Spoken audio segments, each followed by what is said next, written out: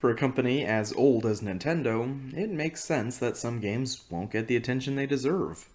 F-Zero, Star Fox, Kid Icarus, and Earthbound are all series that deserve either new games or remakes of some of the older games, but they've all slipped through the cracks while Nintendo works on other things. And yeah, it's cool to see Metroid get the love it deserves, but why can't Nintendo just spin the wheel of Star Fox developers and tell them to make a new one? Ooh, that one might be tricky. Even Mario has its fair share of old games that aren't accessible on a modern system, especially when you get to the spin-off games. But there's one series that is almost completely playable while only going a single generation back, and that's the Zelda series.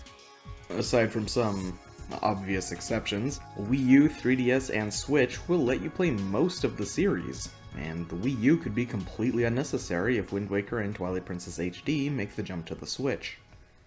And Link's crossbow training, but there's a Zelda game that's so dependent on its original hardware that it seems unlikely to make the jump to anything new.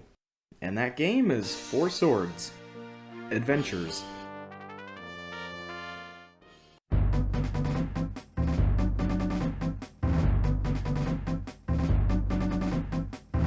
Four Swords Adventures is a Zelda game that is playable from title screen to end credits with up to 4 people. And while that sounds like a great time, you aren't going to be riding across the world on horseback or sailing across a massive, massive ocean with your friends. Instead, you'll be navigating an overworld map to select the level you want to play. Most Zelda games are categorized as action-adventure games, but I would say Four Swords Adventures is more of an action-puzzle game. And that doesn't have to be a bad thing. Every level involves finding a puzzle, figuring out the solution, and finishing the level. And while not every puzzle is that challenging, a good number of them are. In fact, a lot of them are harder than I think. I can remember a few puzzles really stumping my sister and me as kids. And the only reason I don't think twice about them now is because I committed them to memory. And those puzzles are the kinds that wouldn't be possible if the game was single player only. You can only navigate from screen to screen if every player is lined up against the same edge. But what the game doesn't tell you is that if 2 doors to the next screen exist, you can split up. That's a really cool puzzle that no other Zelda game can hope to achieve. Of course, plenty of puzzles are the same ones you're used to in other Zelda games. Shooting the eye with an arrow, blowing up the cracked wall, and a few new puzzles like throwing your friends across a pit all get a lot of screen time in this game, and they get a bit stale. But when a good puzzle comes around, it's a really good puzzle, something that takes full advantage of being a multiplayer game. So about that, Four Swords Adventures isn't strictly a multiplayer game. It's playable from start to finish with 4 people, but it isn't necessary. Just grab a GameCube controller and play through it. But if you do, you'll quickly realize that it really is a multiplayer game. Since each player can only hold 1 item, even in single-player mode, backtracking becomes a big part of the game, and a lot of puzzles were simplified in order to make the game playable.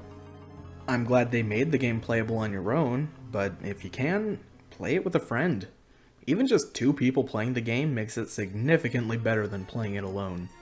But if you do bring a friend, you can't just bring 2 GameCube controllers. This game made use of a little-known accessory called the GameCube Game Boy Advance cable. Some games use this cable to let you interact with a GameCube game or a Game Boy Advance game with the other system. Four Swords Adventures uses it to let you use the world's most expensive controller. Or at least it used to be. You see, while the game is playable in single-player mode with a GameCube controller, once you bring a friend along, you need to have one of these cables for each player. So while 1-player mode lets you use a GameCube controller, 2-player mode requires 2 of these cables. But why is that necessary?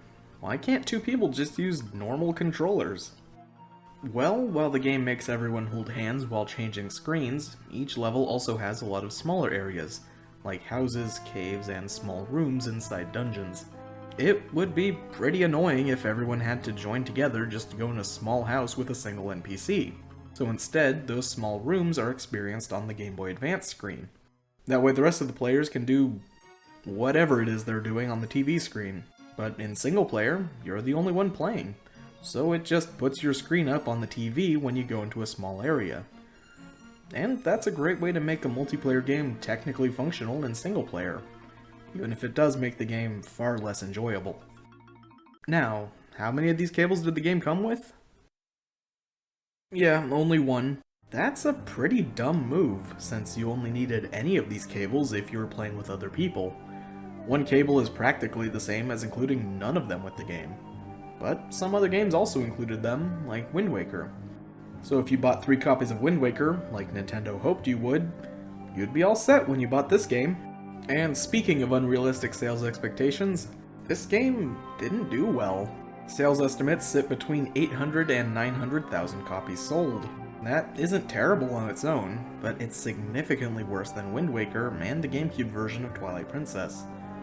Minish Cap was released after its own system was replaced, and it still outsold Four Swords Adventures. But can you really blame people for not buying it? It's a game that was sold as a multiplayer game in a series that people only knew as a single-player one.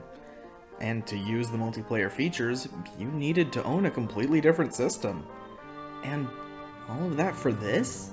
This looks like a Super Nintendo game, not a brand new Zelda game. So, is anyone surprised that this game sold badly? It was a bold idea that just didn't make sense, especially since Wind Waker had just disappointed people with its cartoony art style. This game came out before Twilight Princess, and at a time when good graphics meant a lot to people. From a technical standpoint, this was the wrong game for the time, and it suffered because of it. But from a gameplay standpoint, it still stands as one of the most creative Zelda games around, as long as you can get at least one other person to play with you. But it isn't the only Four Swords game. Yeah, this is Portable Oddities, where the opening to a video about a handheld game is a full review of a home console game. But I think it's worth talking about what the series became, because it sure didn't start out that good. The Game Boy Advance had a bit of an identity crisis. It was a good system, but it was a good system for a lot of the same games the Super Nintendo was good for. That meant a lot of Super Nintendo games got ported or remade for the Game Boy Advance. And one of those games was A Link to the Past. This was the version of A Link to the Past that I first played. But one part of it always bugged me. When you start the game up, you have to pick either A Link to the Past or Four Swords. So, out of curiosity, I went into Four Swords and... well, that's disappointing. While a lot of Game Boy Advance games let you play multiplayer with just one cartridge, this one doesn't, so I sadly never got to experience this game. Until we got another cartridge for some reason. I think I lost mine, replaced it, and then on the same day the replacement came, I found it again. Oh well, that's a good excuse to play this mode. The first thing you see after the opening cutscene is a map that lets you pick from 4 different levels. One of them is the tutorial area, so you essentially have 3 different worlds to pick from. The Sea of Trees is a forest with water, bushes, and trees. Talus Cave is an ice cave, which has water, bushes, and bottomless pits. And because it's an ice level, things that should be easy aren't. And the last level is Death Mountain, a lava level. Bottomless pits have been replaced with lava, and bushes have been replaced with fire bushes. Each level has 3 sections, which are 2 randomly generated sections and a boss. For a Game Boy Advance game, that sounds awesome. Who would say no to randomly generated dungeons in a Zelda game, especially one that you can play with your friends? The problem is that this isn't like playing a fan-made randomizer, where you need to solve problems in interesting ways, because you have a boomerang but no bow. Instead, you get levels that require you to have a bow, so it gives you a bow. And when you're done with the bow, you swap it with the next item it forces you to use. Four Swords is very focused on immediately engaging gameplay. Something as simple as solving one puzzle to get an item for another puzzle is too much for this game. Instead, the puzzles are just simply using the item it gives you in the way it expects you to use it. And the way multiplayer is integrated isn't any better. Throw your friend across a pit so they can step on a button to let you over. Shoot this eye and it makes a bridge for the other person to cross. The puzzles are fine, and they are technically puzzles that only work in multiplayer. but they never reach a point of actually making you think. And for a game that's full of puzzles, that's a problem. I played Four Swords Adventures enough as a kid to remember the solutions to its puzzles, but I hadn't touched this game in years, so for me to come back to it for this review and still feel completely unchallenged by the puzzles is pretty bad. It also doesn't help that while the levels are randomized, there are still some parts that aren't. Some level layouts have parts that are changed, which means, yeah, technically, this level is different from this one. But they only replaced a small part of the level with a different obstacle. And because none of the obstacles are a challenge, who cares if the levels are randomized? This is a case where randomization might help a game not to get stale on paper, but because the randomizations are following so many rules that allow for so few variations, it feels more repetitive than if the levels were made from scratch. If the levels had been designed to be the same every time, they could have taken advantage of how you traverse the levels more. For this review, my sister and I beat this game in its entirety, which means playing each level multiple times. And there are some items we only encountered once. The Chain Chomp and the Magnet Glove were those items, and that's a shame because the Chain Chomp is fun, if only for the same reason Nintendogs is fun. And the Magnet Glove is fun because, well, just look at it. There are so many puzzles that could be designed around it. And when the game rolls the dice and gets a combination that lets you use the Magnet Glove, the game is a joy to play. But then it wags its finger at you for having fun and gives you your chores. Here are the bombs. Here are the blocks. Go do what you think you're supposed to do. Some of the items are fun, if only for the novelty. The Gnat Hat is a fun prototype of the Minish Cap from the Minish Cap, and the Rock's Cape might not be nearly as useful as it is in Minish Cap, but it's still fun to just jump around. But once you've beaten the 3 levels, you get a 4th level. This one's in the sky. Have fun with that, I guess. Is Four Swords a good game? I don't think so. It's a game that drones on and expects you not to get tired of it. And that might come as a bit of a surprise. After all, it's not like people actively dislike it. It barely gets mentioned at all.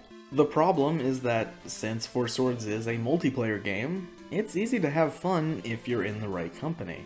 My sister and I get along great, but that only lasts so long when the game stops bringing anything new to the table. It also doesn't help that the game really demands that people work together. You can't split up, because you'll inevitably need to team up to push a block. But competition is also recommended. I may laugh when I throw a pot on someone else's head, but they aren't laughing when I push them in a pit they can't see. And if no one feels like working together, the game isn't playable.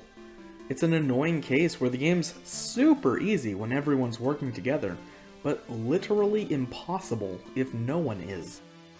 Once the game's sequel came out, Four Swords was pretty much forgotten. If you wanted a multiplayer Zelda game, Four Swords Adventures was right there. Though most people forgot either of these games existed, and who can blame them? Four Swords was just a side mode in a remake of some old Zelda game, and it required multiple people to play the game, which meant everyone needed a copy of the game. And with how short the link cable is, it's hard to imagine playing this game comfortably. If only the game could be ported to a system that had wireless multiplayer.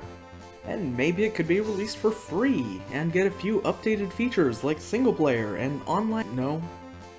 Well, at least it got most of those. Four Swords Anniversary Edition is a port, or remake, of Four Swords. It was released temporarily on 2 separate occasions on the DSi shop and the 3DS eShop. Since the game isn't available anymore, a lot of things tend to be misunderstood about it. There was never online multiplayer, and this isn't a port or remake of Four Swords Adventures, but at least it is the best way to play the original Four Swords. Wireless multiplayer is a huge improvement over the tether of the link cable, but most of the game is unchanged. I appreciate the effort that went into this version of the game, but it's still the same game, just with a few nice features. But one addition manages to be one of the coolest things in any Zelda game. Exclusively in Anniversary Edition, once you beat the Sky level, you unlock the Realm of Memories, which is a level that has 3 unique and not randomly generated parts. Each part is based on a different Zelda game. One is the original Zelda game, one is Link's Awakening, and one is A Link to the Past. And you actually play a reconstructed portion of each of those games. A lot of effort clearly went into the Realm of Memories portion of the game. And to be fair, the same can be said about the original Four Swords. One thing that confuses me about Four Swords is the fact that it was tied to A Link to the Past, despite being full of unique graphics and music. Why didn't they reuse the Link to the Past sprites for Link and the enemies?